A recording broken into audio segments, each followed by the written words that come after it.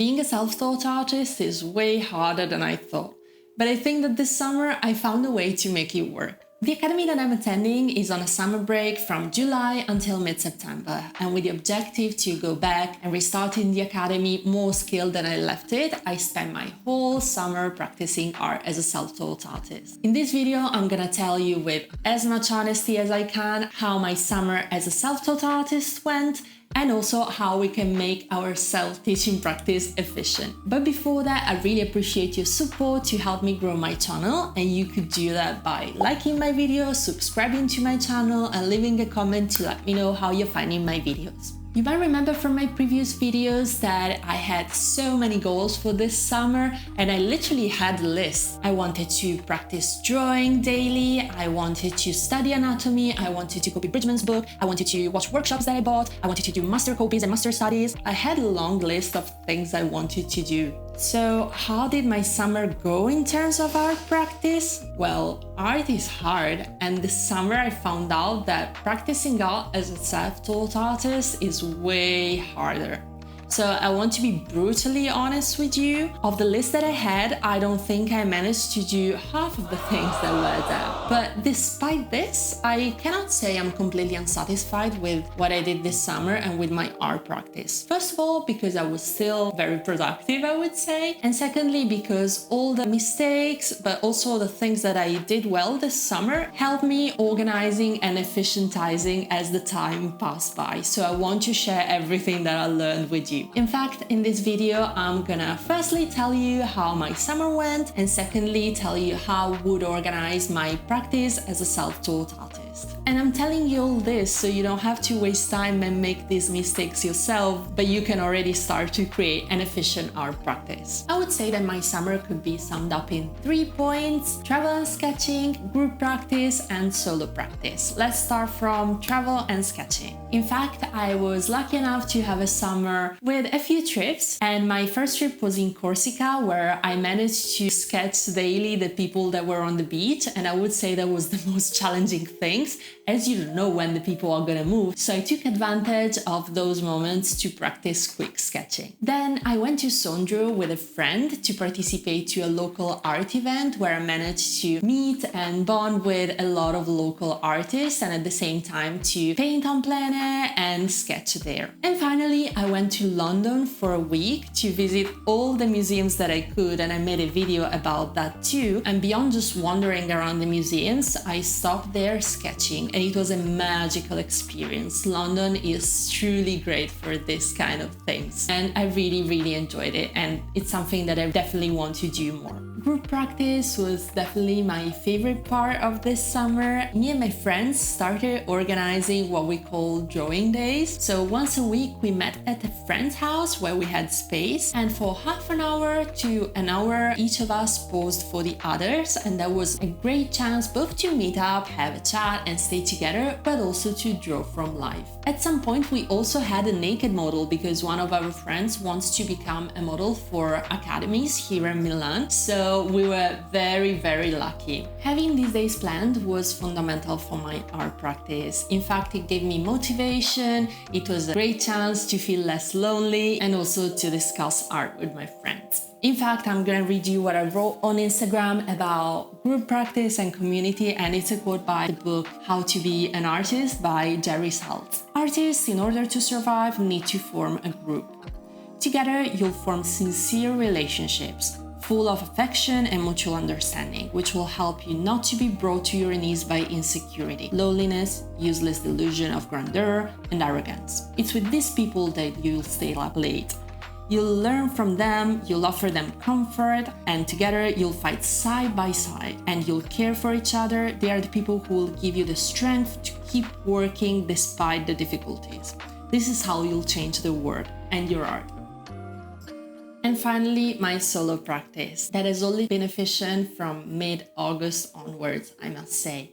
And that was because I found out there were a coincidence of events that helped me make it efficient. So my friends were on holidays, In Milan, everything is closed in August, so I had no distractions at all, and that helped me create a routine that revolved around art. Moreover, I discovered the new Masters Academy, a platform online that's basically the Netflix of art courses, and it's just very, very structured. I promise I'm not paid to say this, I wish I was, but they don't even know I exist. But that's fine, I loved practicing with the new Masters Academy. If you're a self-taught artist, consider subscribing, because what they really helped me with was having a structured path to learn what I wanted to learn. In fact, what I struggled the most as a self-taught artist was not having a structured plan for my studies. While with the new Masters Academy, I started off my day with their daily drawing sessions where they have models posing for 1 minute, 2 minutes, 5 minutes, 10 minutes or 20 minutes. That kind of routine made me start to work more efficiently. There are also videos of instructor telling you how to approach quick sketches or longer drawings, and I think practicing those, I kind of changed my ways of approaching quick sketches, and it is the best one so far. Let me know what you think about that. And the change is also visible in the last drawing session that I did with my friends. Then I experimented with painting,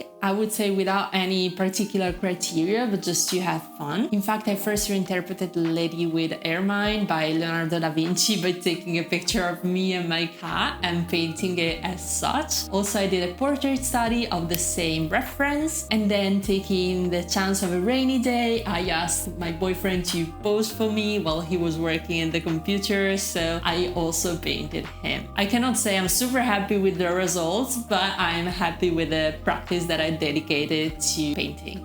So how would I change my practice as a self-taught artist? First of all, I think it's important to mention that we are in the best time to be self-taught artists. We have the internet where there are infinite resources about art. Although the risk is to losing entire days by scrolling videos on YouTube, on drawing classes, on drawing demos, and so on. So in this video, I'm gonna tell you how to plan an efficient self-teaching practice. Let's start from point zero because before starting your practice as a self-taught artist, do yourself a favor and go and watch the second season of the Draftsmen podcast done by Stan Prokopenko and Marshall Vandruff, where they basically teach you how to recreate your DIY art school. I wish I had bumped in this podcast before, but I actually found it out only 1 week ago and I've already watched it all. Literally, it's life-saving if you are a self-taught artist. In this video, I'm gonna combine the advice they give with my summer art experience, where I'm gonna condense all these points in this video if you don't want to watch all your podcasts and also learn from my experience too.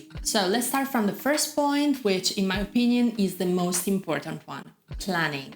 Start by planning your practice thoroughly. This is a step I actually skipped, and that's why my summer felt so unorganized. Start from your goal and then do reverse engineering. What do you want to be? A painter. Okay, what do you need to know? Portrait painting, figure drawing, color theory, so many other things. If you don't know how to do it, look at academic curricula. The new Masters Academy, for example, creates you your own path depending on your goal. That's why I loved it so much. Also, don't forget we have ChatGPT that can help us with that a lot. And I'm also gonna share a Reddit thread where this crazy and amazing guy at the same time created a 2 years and 3 months plan to study art, where he links resources, he links the tasks you need to do, he tells you the kind of topics you need to study. It's crazy amazing. You don't have to stick to that plan. Obviously, you can edit it. Actually, you must edit it and tailor it for your goal and what you like and what you want to do, but it's definitely a great resource to check.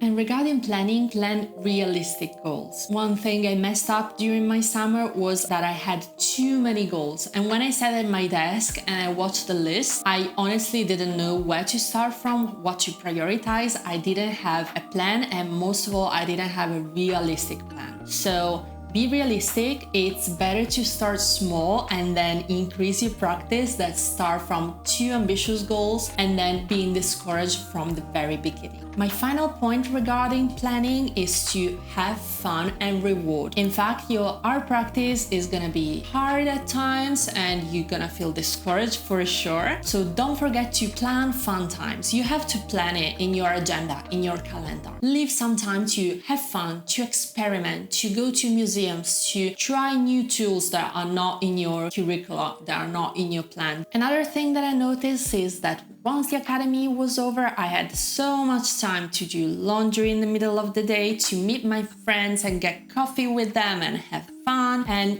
at the end of the day was so little time for my art practice. I actually realized I wasn't prioritizing it. And it was only when my friends were on holiday and when everything was closed in Milan that I actually started to have a routine that revolved around my art practice. So the advice I can give you here is to create a routine around your art, not the reverse. That laundry can wait in between your drawing sessions and your friends. You can meet them in the evenings when you finish your art practice. But that's a very important point because it's super easy to say yes to everything when you feel like you have time. But it's actually very important to be disciplined and make sure you manage to stick to your plan and arranging sessions where you can make this practice successful.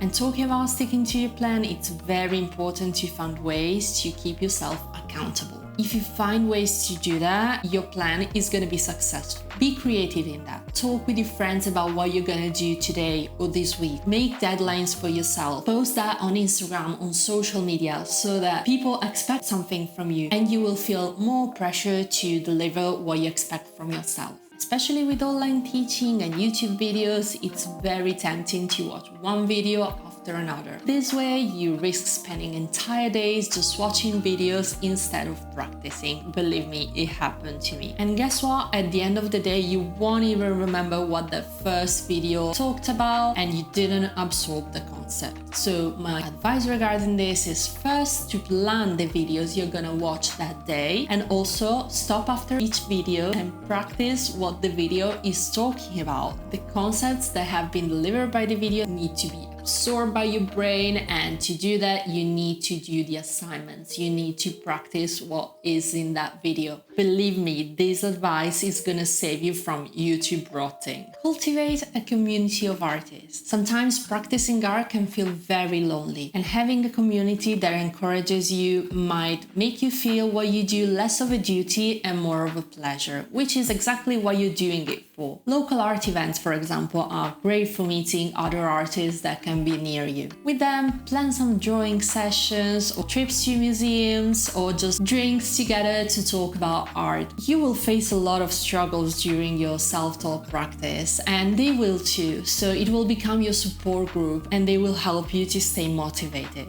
With me, it helped my mood so much. They lifted my mood every time we were together and it kept me motivated for the week coming. One thing that self-teaching doesn't provide you regularly is feedback. And having an objective opinion and external opinion might be really important at times. There are not many ways to have a free feedback out there, but having a community is definitely one of them. You can ask, for example, feedback to the most experienced members of your community, and it will be beneficial to have an honest opinion by them that you can exchange as well. There are also many online communities where you can post your work and ask for advice. For example, Proco.com has a community section that is free to use, so that's one I would suggest. But I'm sure there are so many more online. And if you can afford it, consider joining an art class that runs, for example, once a week. It's going to be a great way both to draw from life, but it's also going to be a great way to get feedback from the teacher that is there, who can also become your mentor too. And if you don't have any art classes going on around you, online there are many artists who provide with mentorship programs, for example on Patreon. Just look for your favorite artist and check if they have some options like this on their socials. For example, Steven Bauman and Ken Goshen, who are two teachers I closely follow, they do have some slots for that. So check them out, but I'm sure there are gonna be many more.